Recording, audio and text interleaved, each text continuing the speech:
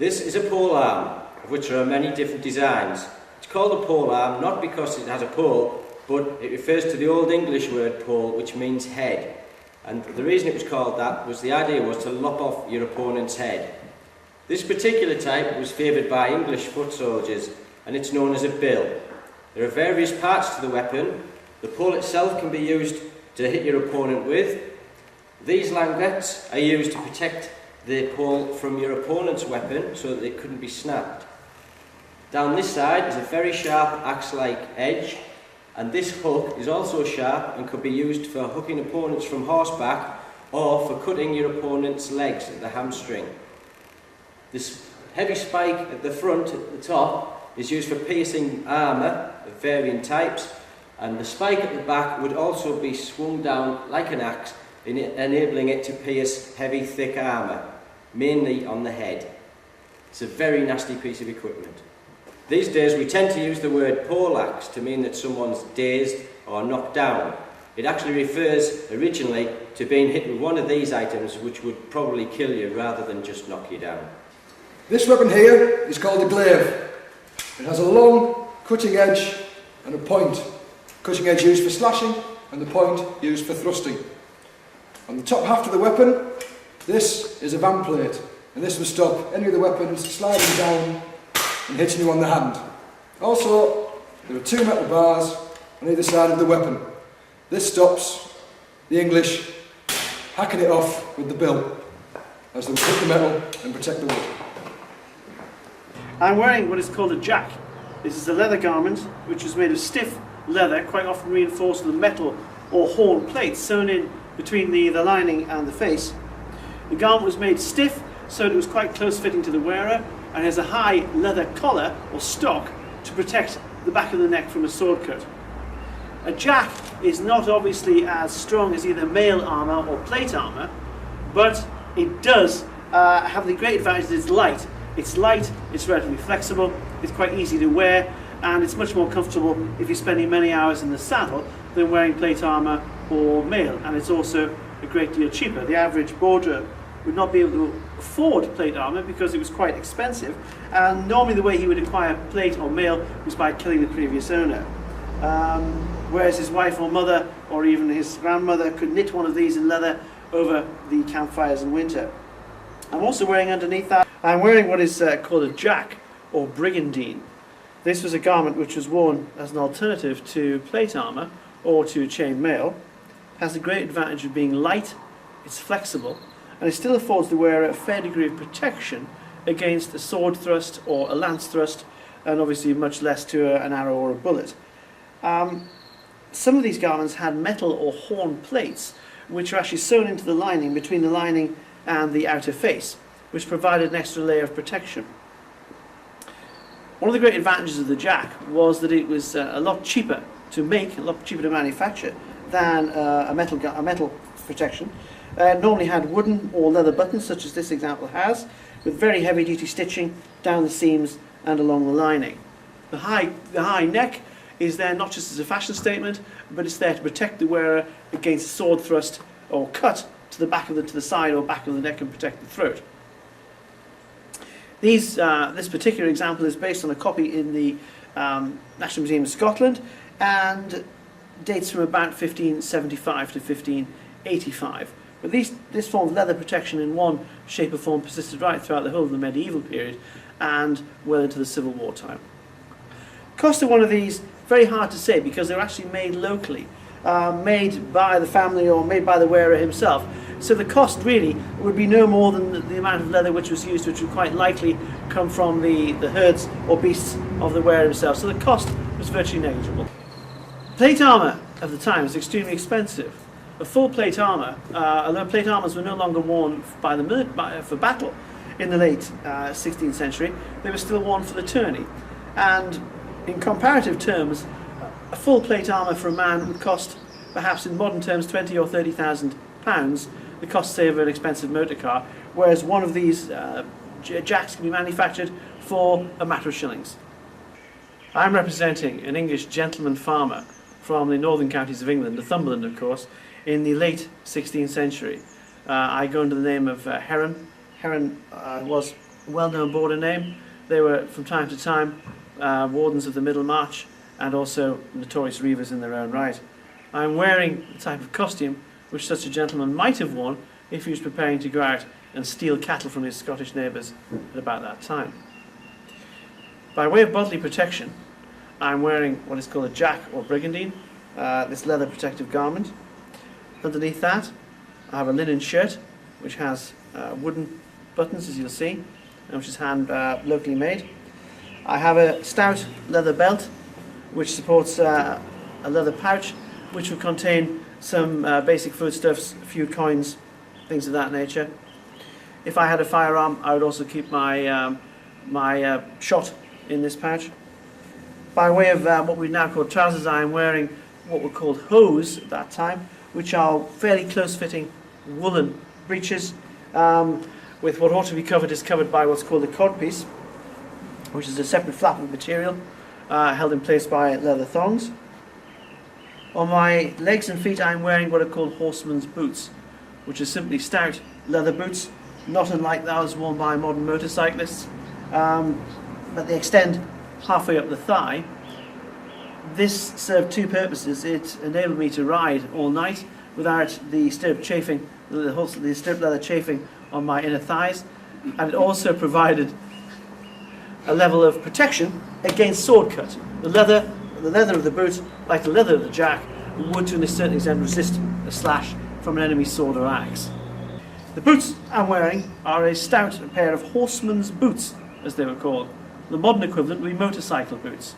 The difference being that the leather uppers of the 16th century boot extended halfway up the thigh.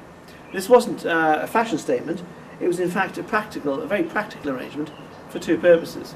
Firstly, it meant that the wearer's legs were protected from chafing against the saddle leathers, and it also meant that the wearer had some additional protection to the legs from a sword cut or an axe slash to the thigh. Leather boots were a lot cheaper and a lot more effective for the Border Reiver than armoured leg harness, plate harness. The breeches I'm wearing are made of fairly heavy and thick wool. Gentlemen of the courtiers would wear very fine silk hose which would cling to every rippling curve, but the gentleman farmer in the field had to have something that was a little more durable, a little more weatherproof, and oiled wool of this sort, nationally oiled wool, was extremely resistant to rain and wind. He also has a codpiece which enables him to do what he has to do without too much inconvenience, and which is actually held up by small leather laces. The breeches themselves are held together by leather lace, and I'm wearing a stout leather belt. Also in the period, sometimes the doublet, which I'm not actually wearing, a cloth doublet, would be joined to the hose by means of points, which are laces, so the whole outfit was laced up together. You'll note that the buttons on this garment are made of wood. Some were made of bone, others were made of metal. The buttonholes themselves are quite carefully worked into the lining of the garment with a leather flap covering the outside, so when the garment is fastened, the buttons themselves are not visible. This would serve two purposes. It ensured a degree of weatherproofing, so rain didn't run down in the buttonholes, and it also provided extra protection in that an enemy sword would be more likely to glance off the face of the jack rather than catch on the buttons and possibly go through. Lunge. This is the lunge, the parry when the blade is caught by the man gauche dagger, and then the final stroke when the defender tries to bake the attacker's blade. Okay, my opponent's going to lunge at me with his rapier, and I'm going to catch the rapier with my man gauche dagger. Like that. I trap his blade, like so, because his blade is then caught in the fork of my hilt, which is specifically designed for catching the blade, and, if I can twist properly, to break it. It's the en garde position, the stance which the fighter takes up, brings about to engage in combat. Fairly flexible, one foot in front of the other, ready to lunge or to parry as the occasion demands. This is a modern facsimile of a late 16th century rapier. The rapier was a sword normally carried by a gentleman. They were rather expensive to manufacture, much more so than the typical cavalryman or foot soldier's back sword. Typically the blades were manufactured in France or in Italy or in Germany. Many of them bear the name Andrea Ferrara, and the hilts were themselves often made abroad or by local indigenous hilt makers. The whole weapon is much lighter than the earlier medieval broadsword, and is primarily intended for thrusting as opposed to slashing. It is much more of a precision tool than the medieval broadsword, which appears as a mere bludgeon by comparison. The rapier came into fashion when duelling began itself to become very fashionable on the continent in the early 16th century, with the abandonment of armour and gentlemen settling their quarrels with rapiers and main-gauche daggers. The weapon, the blade itself, is made of tempered steel, and this one is quite short. Some rapiers were much longer. Sometimes the blades were as much as a yard or even 40 inches long. Fencing and duelling became enormously fashionable and enormously dangerous throughout the course of the 16th century, and a number of fencing masters set up schools in London and the other large cities throughout Europe, teaching gentlemen how to handle themselves and their weapons.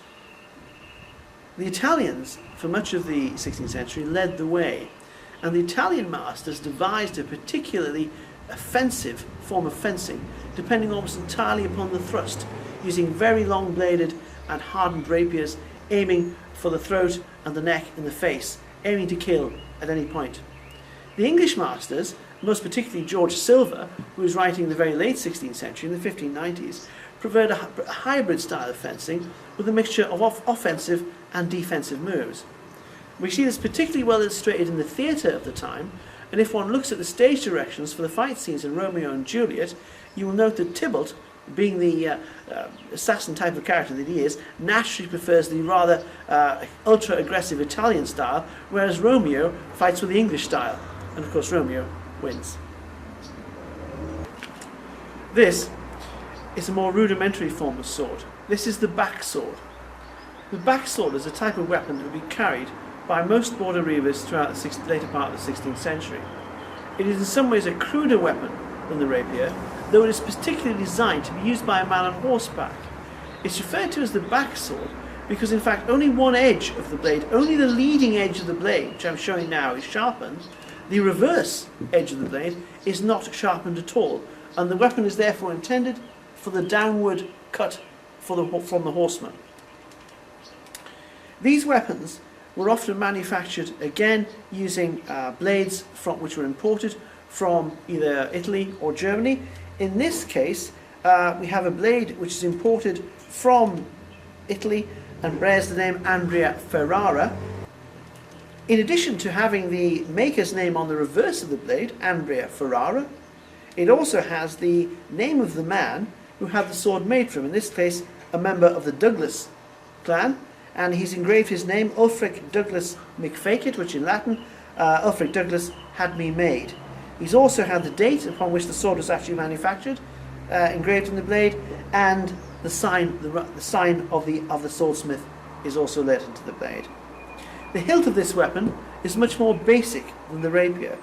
If we look, it has a simple wooden handle with a basket or cage hilt, which is made quite crudely and manufactured by local smiths. It does, however, as you will see, provide a fairly complete protection for the hand, and this piece, which I'm pointing to now, the pommel, serves as a counterweight and balance, and also is quite handy if you decide to shove the hilt in your opponent's face. An altogether cruder weapon than the rapier, but typical of those carried by Border Reivers. Some of these weapons had a rather intricate basket or Irish hilt, as it was referred to, and despite their rather clumsy appearance, were actually quite light. An existing backsword of the late 16th century in the Johnny Armstrong Museum of Arms and Armour actually only weighs 2.5 pounds, very light. This is what's called a hand and a half sword. It's referred to as a hand and a half sword because it could be used one-handed or it could be used double-handed. The grip on the double-handed sword was not quite the same as you might see in the movies, and it was actually held thus, with one hand firmly on the pommel to allow maximum flexibility of movement and also to add weight to a downward blow. This type of sword was starting to go out of fashion in the course of the 16th century, but was still carried by quite a number of foot soldiers. The Scots certainly were using hand and a half swords, not entirely dissimilar to this, right into the 17th century, and were using them through the Civil War period in the campaigns of Montrose. How these swords were made involved, for the standards of the time, a very high level of technology. The blades were patterned by the metal constantly being heated, folded, beaten, and then refolded and beaten again until the steel which was finally produced was very, very fine. It was very light in weight, but also very strong and very flexible in terms of the amount of wear and tear that it would sustain. And a good sword, well made, if it wasn't lost or somehow broken in battle, would last for several generations, and weapons were often handed down from father to son. From a very early time in the Middle Ages, the idea of sword bearing was linked to the status of a gentleman and to the status of chivalry, to knighthood.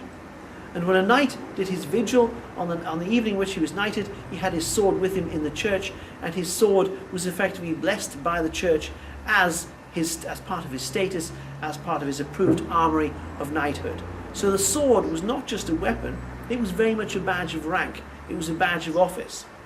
And swords often acquired personalities of their own. The medieval period and the 16th century was an area of great superstition. So a man would give his sword a name, invest it with characteristics. And this was done even by the Vikings in the pre-Christian era.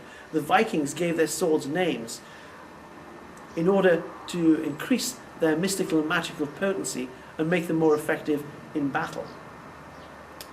The sword, even though it ceased to be used as a weapon of war by the 19th century, still survives today as a badge of rank among officer cadets at Sandhurst on other similar ceremonial occasions.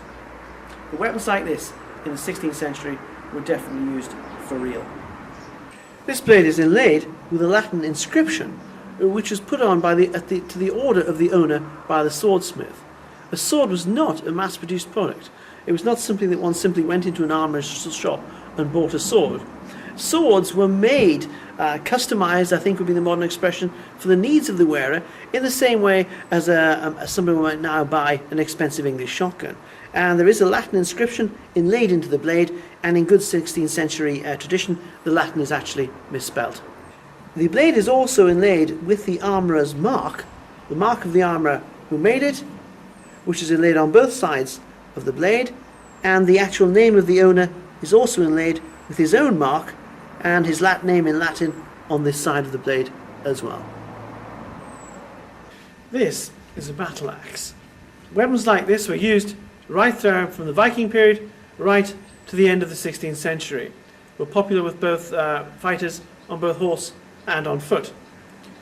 They were particularly effective weapons against armoured opponents because of the weight that could be put into the swing. There was the famous incident at the Battle of Bannockburn when King Robert the Bruce, mounted upon his small horse of palfrey, engaged in combat with a fully armoured knight, English knight, Sir Humphrey de Bohun.